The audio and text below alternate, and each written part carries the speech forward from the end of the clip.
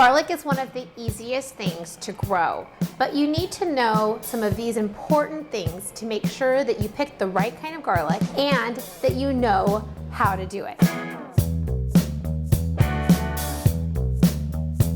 So welcome. Let's talk about garlic, shall we? When you have fresh garlic, I had never experienced fresh garlic before. When I first grew my first batch of garlic and I started using it in my cooking was so elevated.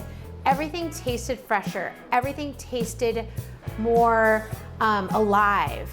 And I couldn't believe the difference between store-bought garlic versus homegrown garlic. I was hooked. One thing I love about garlic is that it is, once it's planted, even planting is easy, but once you plant it, you can forget it. Planting garlic usually happens about a week or two before your first frost. And after that, the frost, the cold, takes care of the garlic itself. And you don't have to water it very much. You don't have to babysit garlic. I love that fact. I usually plant garlic in my zone 9, in my USDA zone 9, I plant garlic in the beginning of November or the end of October. And after planting that garlic, I go ahead and I water for a few more weeks to get everything established. Once that is done, my normal winter takes care of the watering for my garlic, and I turn off the water for those beds. Something that's amazing is in June, so many months later, I go and I check out my garlic, and my garlic is ready to harvest.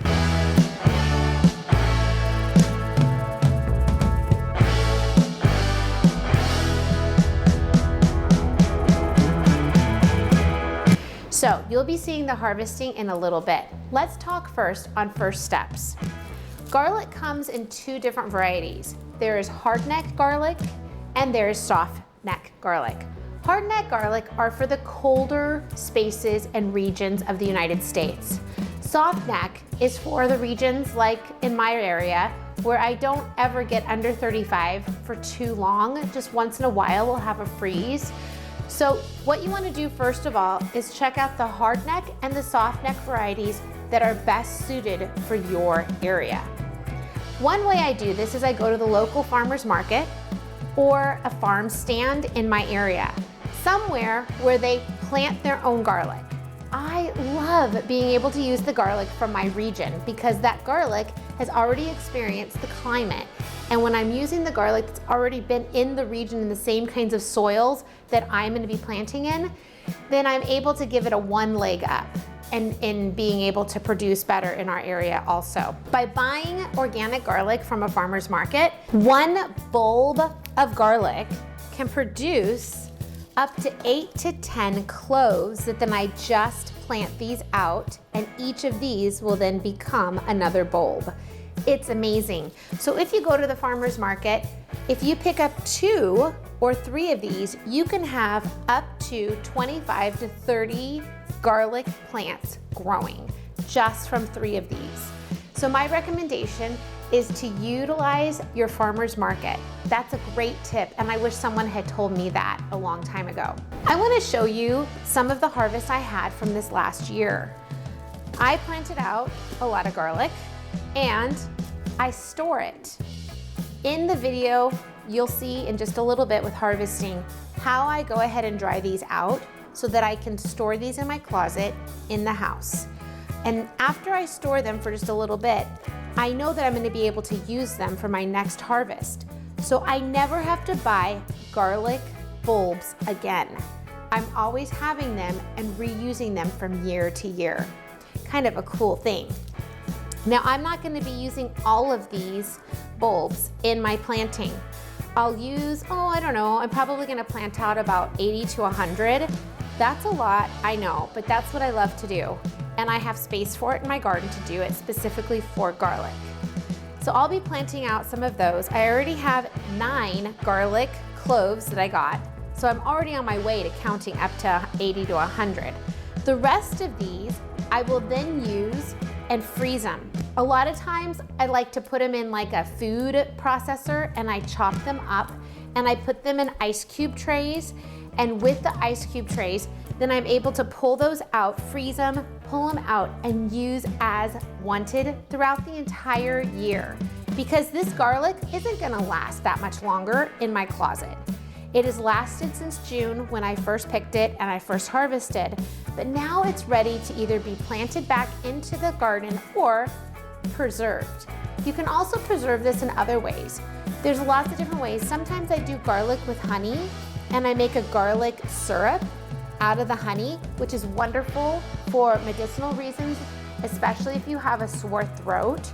I've used that before and it's been very effective.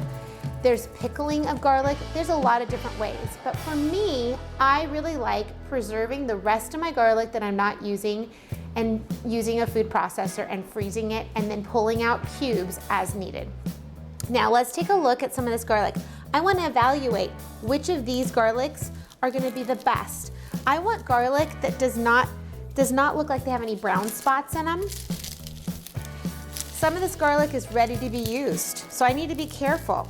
The other thing that I want to share with you in preparing this is the most preparation you're going to need with garlic, is when you're taking the garlic apart to find the cloves, you don't want to tear the very delicate paper off of the inside of the garlic and around. You want this paper to continue to protect it, because when you plant this, you want the protection to stay on.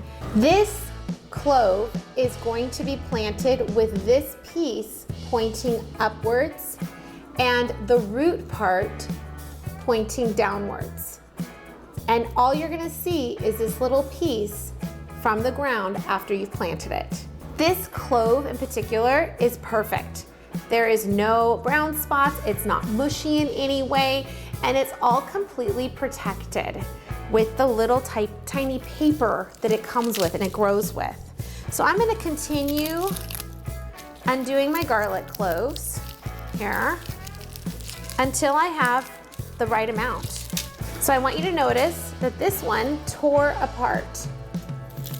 That one is gonna be great to use in my meal today. This one was torn apart from the paper and it is not covered in paper anymore.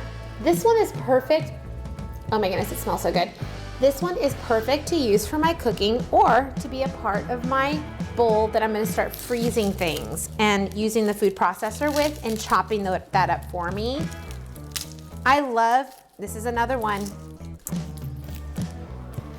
So you just have to be kind of careful with how you open it. I think this preparation piece is one of the most important parts of your garlic preparing time. So when they go in the ground, they still need to be covered in the paper. It's a great protector.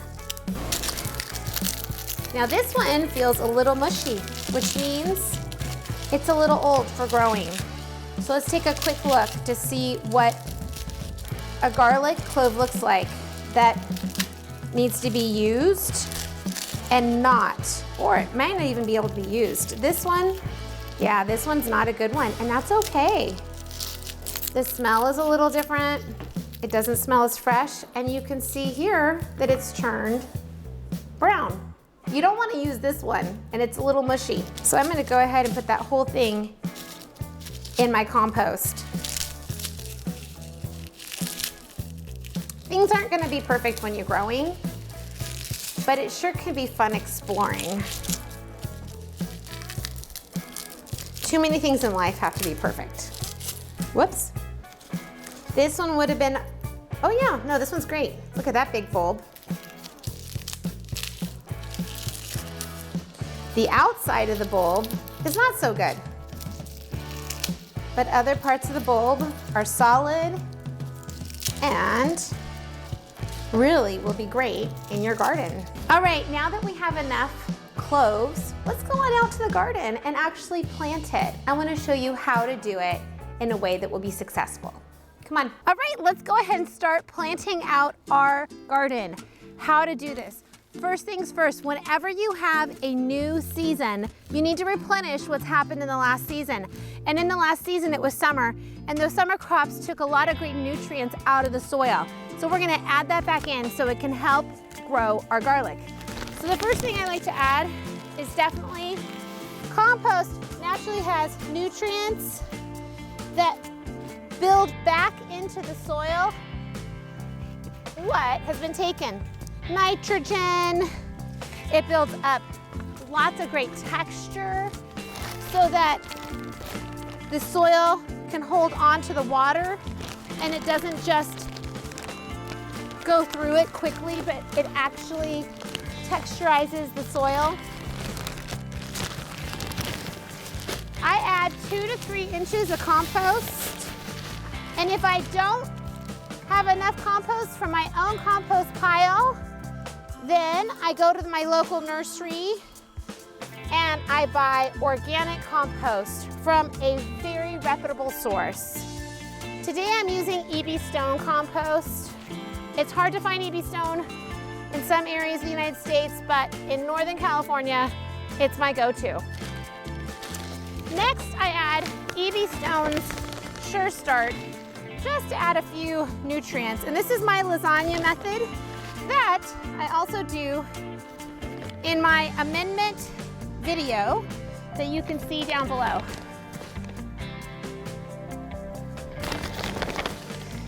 Next, I add azomite. Azomite is a natural product from volcanic ash. It's a great product. And you can check out my Amazon store below where you can get this product. I love the all natural from Down to Earth. And last but not least, blood meal. You can also get this product in my Amazon store, linked below. Do you see how fast I'm going? It just takes a few minutes. It's kind of hot out today, so that's why you see me kind of sweating. But normally, I'm able to do this and not even break a sweat because it's not heavy lifting, it's not major work. It's just adding back into my garden things that are gonna help this garlic to grow. All right, so now we're ready for the garlic. How easy was that? I've got my garlic here that I was able to get ready. And I don't need all of this garlic. I'm gonna go ahead and plant my garlic. I use my fingers to plant my garlic and I space it. So I go ahead and put like a hole so I know how much space to add my garlic.